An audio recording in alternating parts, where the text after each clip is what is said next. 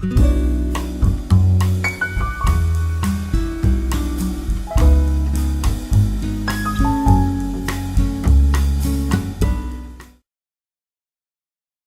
the vinyl community and YouTube. JorgenS here, or should I say JorgenS. As you can see, I have changed my channel name a bit slightly, as many of my foreign subscribers says JorgenS, and I realize it's going to be a little hard for many others to find me, as the letter Ö, the ring with the two dots on top, is not on any other vocabulary alphabet than the Swedish one. So I realized that, okay, I make myself a little bit more international and change my name to JorgenS. So right now I still will have the same logo with the Ö, but otherwise my channel name is JorgenS. But here in Sweden today is a okay day.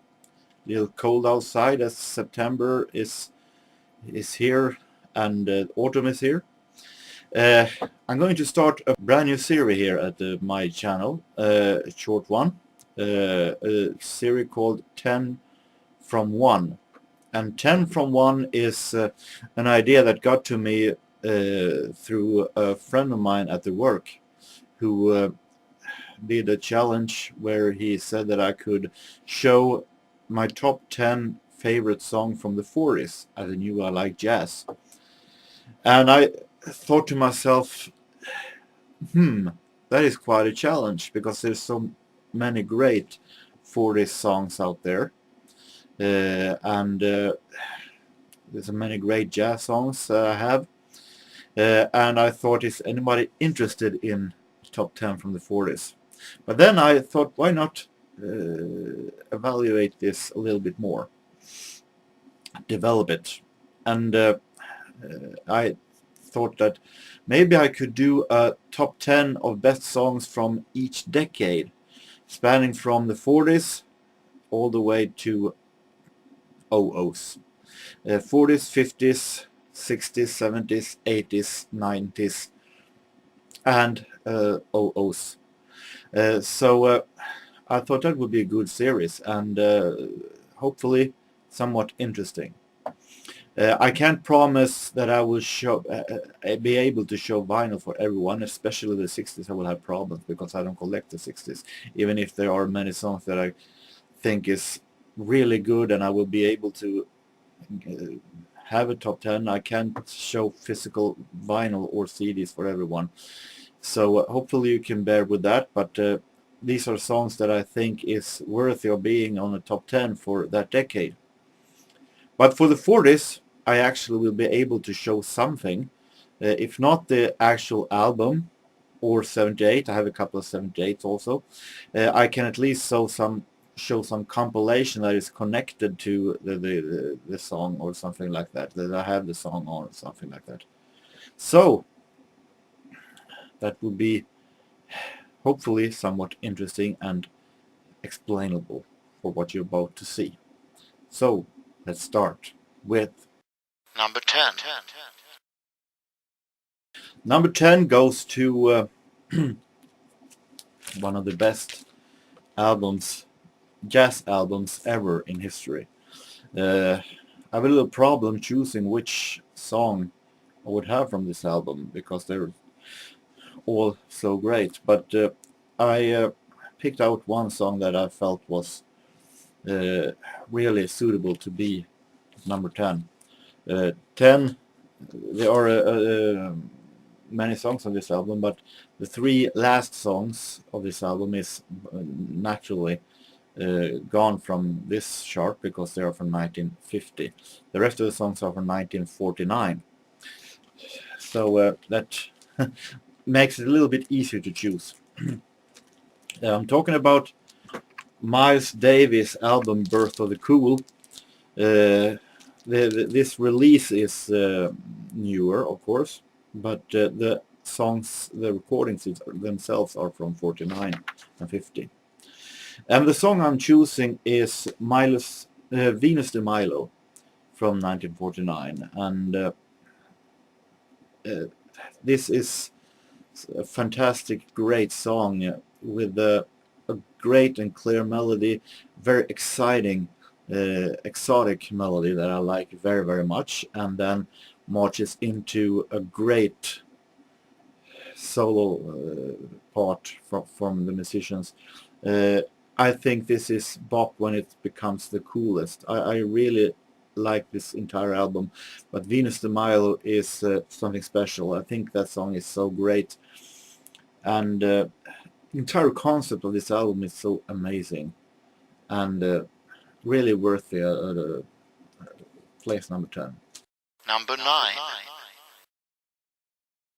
Number 9 goes to a musician, a band leader that is pretty much forgotten today. I've shown him before, but he's one of my favorites. And I'm talking about Charlie Barnett and his orchestra. If you dig in my history of my videos, you will find that embarrassing video where I'm making a fool out of myself and play air saxophone to the song Skyliner. And that one is a big band classic, although it's from the 30s, so it's of course not here. This is a 4 CD box set that I found. The song that is on number 9 is a song called Charlston Alley from 1942. Charlston Alley begins with a great little cozy trumpet solo in the beginning, and then marches into big band blow as only Charlie Barnett Orchestra can. Is a fantastic blowing section, and it's so fantastic. It's a fantastic cozy song with an easy and really relaxing style, an easy melody and relaxing style. Always been a fan of this song since I heard it the first time. Number 8. Coming to number 8, and going back to the bebop style again. A musician that I don't have all that much with. And I could have picked many songs by this guy. I could have picked Around Midnight, but my favorite song by Thelonius Monk is a song that I heard the first time when I was a kid at Swedish jazz radio. And then I heard a song called Suburban Eyes from 1944. And that song has always been one of my absolute favorite Thelonious Monk's songs. It is a little forgotten bop classic, and I fell for it immediately. I really like the tight playings by Adi Soon on trumpet and Danny Quebec West at saxophone and Bill Smith saxophone, playing so great together, and really great intro and melody. And this is pure bebop.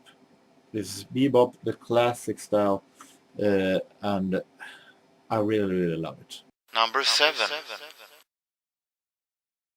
Now, coming to the only Swedish song that is on this chart at number 7.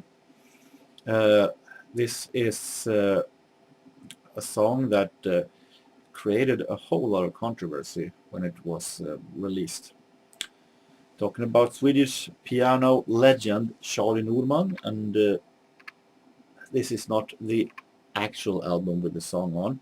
The song is here, but it's not in that version. This is a modern recording of the same song, but it has to. It'll have to do as an example for this song for now. Charlie Norman was a boogie specialist. Played a lot of a boogie and boogie woogie, and was a very funny and humorous man with a great sense of humor. And he did something that at the time in 1949 was seen as very controversial.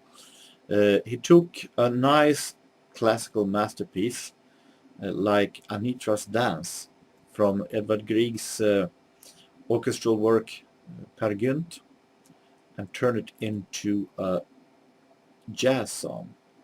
A very experimental song where the melody is clear, but at the same time so fantastic, turned into a great swinging jazz song.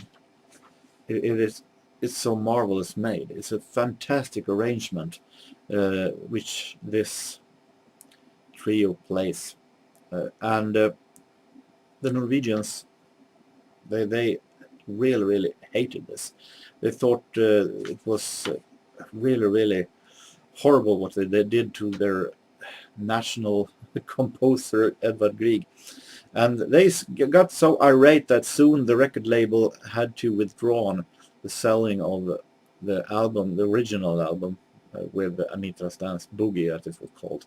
But the damage was already done. It's been sold in 10,000 copies already in Sweden, so the song became one of his most requested song on his shows, and he recorded it over and over again later on as the Norwegian later in the history got used to it and then took it for what it was. But it's a fantastic arrangement, and it's a really fantastic. I haven't been able to find YouTube links for every song, but many of them, and I can guarantee you this song you can find a version of in the description area, a link to in the description area. Number 6. Coming to place number 6, and the 40's was the beginning of bebop, and it wouldn't be a complete 40's ranking if I didn't have the masters themselves and almost the inventors of this genre. Talking about Charlie Parker and Dizzy Gillespie. Charlie Parker is a musician that I can't deny his talent. He's a great saxophone player, but many of his songs tend to be a little bit overplayed. I listened a lot, very much to Charlie Parker when I was a kid, a young jazz fan, and I've been listening a little too much on him, so I'm a little bit tired of him. But I can't deny they did so many great songs also. And my favorite Charlie Parker and Dizzy Gillespie of the songs they did together is a song that I first discovered when I heard a more modern recording from an album that I will show in the 50's, talking about the Jazz at Massey Hall concert. And then I heard the song Salt Peanuts and really realized how great this song was.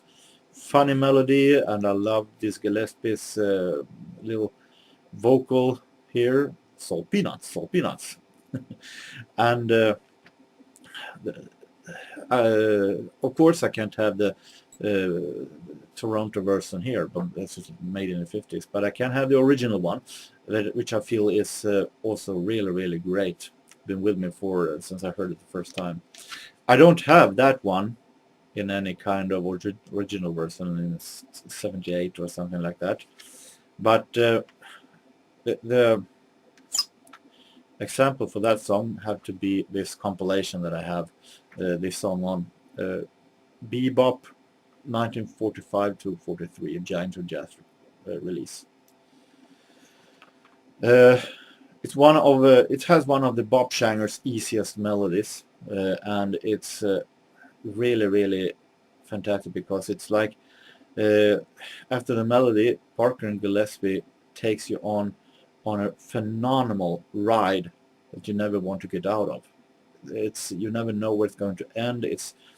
You just know that it's so fantastic and just amazing rhythm, fantastic rhythm and melody. So it's really maybe one of the Charlie Parker's most original and most fantastic songs.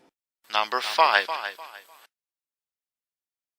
Number 5 takes us to more swing era, and a song that I discovered as a kid when I heard it on jazz radio. It's like that with many songs here, that I discovered them as a kid.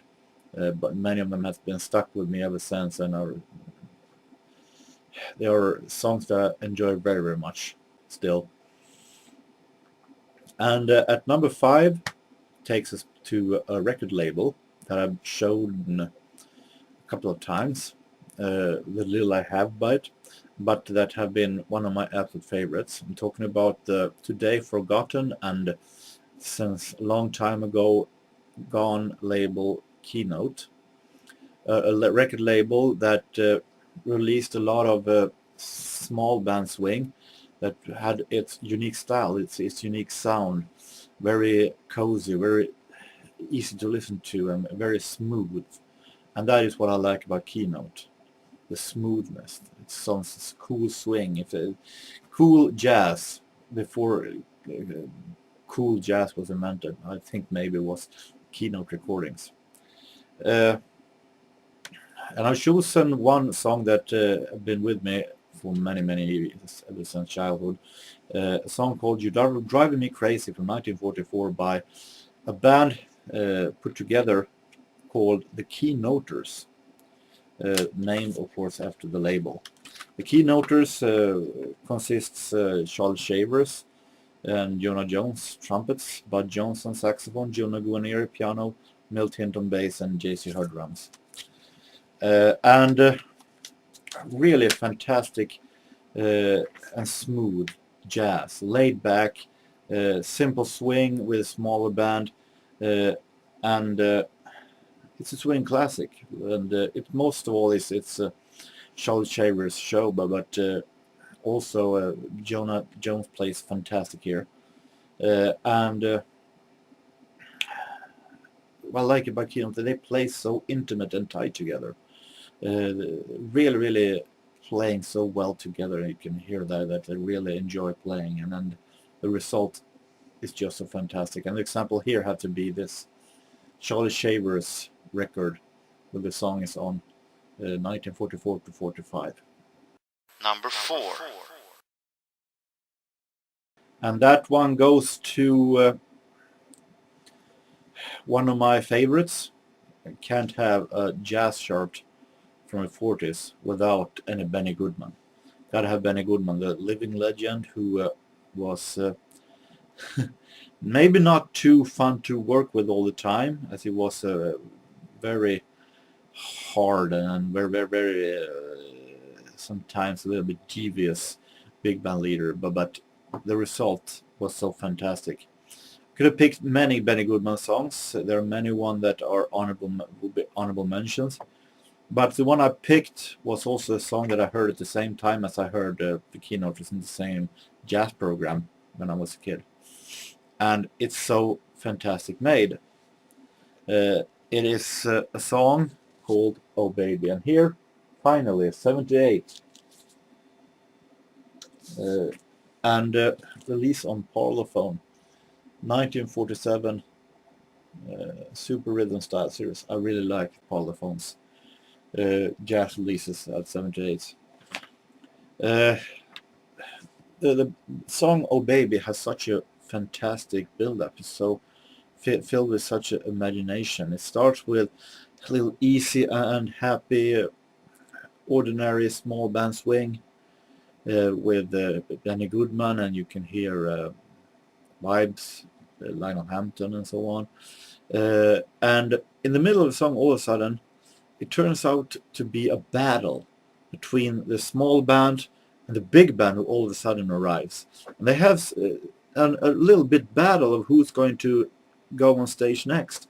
And I really like this battle because they play so well against each other, the smaller band and the big band. And it ends with a victory for the big band, who takes over, and they all play together a fantastic, fantastic melody, and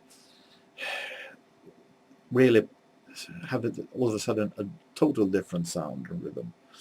And it's really fantastic, well-made melody. I really like this one, and fantastic build-up and a great melody. Number 3. Number 3, and we're into the medals now. The bronze position goes to a song that is very close to my heart.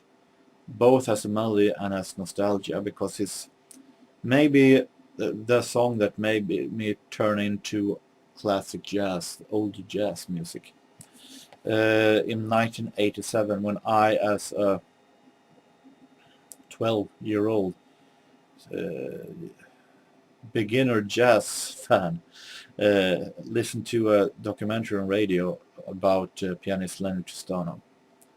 And as a first song I heard an old version where Leonard Tristano plays with the Swoop Sextet, and they play T for Two. I've shown this record before. Maybe one of the most expensive records I've bought. And it's a little hard to hear that it's T for Two, but it's there. And it's so fantastic, cool, it is relaxing, and it's 1940s in crisscross between swing and jazz. It made it so fantastic. So in crisscross style between swing and bop, and so fantastic, well made. Swoop Sextet I never heard from other than songs of this album. However, it gave me a start when it comes to listening to Leonard Tristano. Made me realize how fantastic this piano player is. And this T for Two really melts every time I hear the intro, because it's so fantastic. Sitting home when it's a little bit rainy and putting on T for Two really makes you cozy and feeling good. Number 2. Number 2, an album I also have shown before, also one of the most expensive albums I ever bought, goes to another one of the most forgotten jazz musician and big band leaders. I'm talking about another one that I listened to during my childhood, Boyd Raeburn and his orchestra. And I could have picked anyone, but it's one song that has been with me ever since, and that I still think is a marvelous piece of music. This is a fantastic record with the live recordings. I don't know if Speak Low, as the song is called, from 1944, is ever made in studio by Boyd Raeburn and his orchestra, because Boyd Raeburn overall did very few studio recordings, but there were a lot of recordings from his different shows at different hotels. And this one is from Hotel Lincoln in New York, 1944. And you have also, among others, Roy Eldridge on trumpet. And this is such an amazing recording with a never boring 1 minute, really genuine big band recording. How big band in the 40s is supposed to sound like. And a musician plays so well together. As usual when it comes to Boyd Raeburn, this song has always been a favorite of mine.